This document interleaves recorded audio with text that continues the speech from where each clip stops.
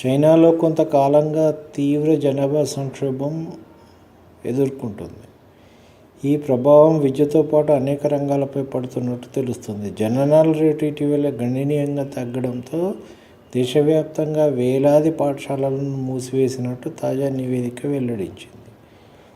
2023లో దేశవ్యాప్తంగా 14,808 కిండర్గార్టెన్లు మూతపడినట్టు చైనా విద్యాశాఖ తాజా నివేదిక వెల్లడించింది. పాఠశాలల్లో చేరే విద్యార్థుల సంఖ్య అంతకుముందు ఏడాదితో పోలిస్తే 11% తగ్గడం ఇందుకు కారణంగా పేర్కొంది. అటు ప్రాథమిక పాఠశాలల సంఖ్యలోనూ భారీ తగ్గుదల కనిపించింది. 2023 ఏడాదిలో 5,645 పాఠశాలలు మూతపడినట్టు అధికారిక గణాంకాలు పేర్కొన్నాయి.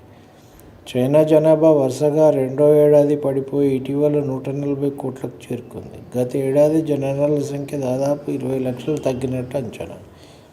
2023లో దేశవ్యాప్తంగా 90 లక్షల జననాలు చేసుకోగా 1949 నుంచి ఇంత తక్కువగా నమోదు కావడం ఇదే తొలిసారి.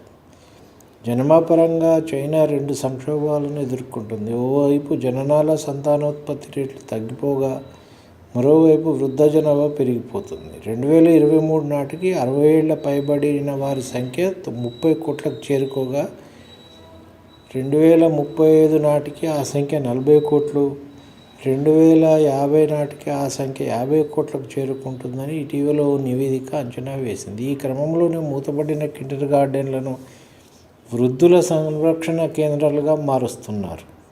ఆయా పాఠశాలల సిబ్బంది కూడా వృద్ధుల సంరక్షకులుగా విధులు నిర్వర్తించేందుకు సిద్ధమవుతున్నారని నివేదికలు చెబుతున్నాయి.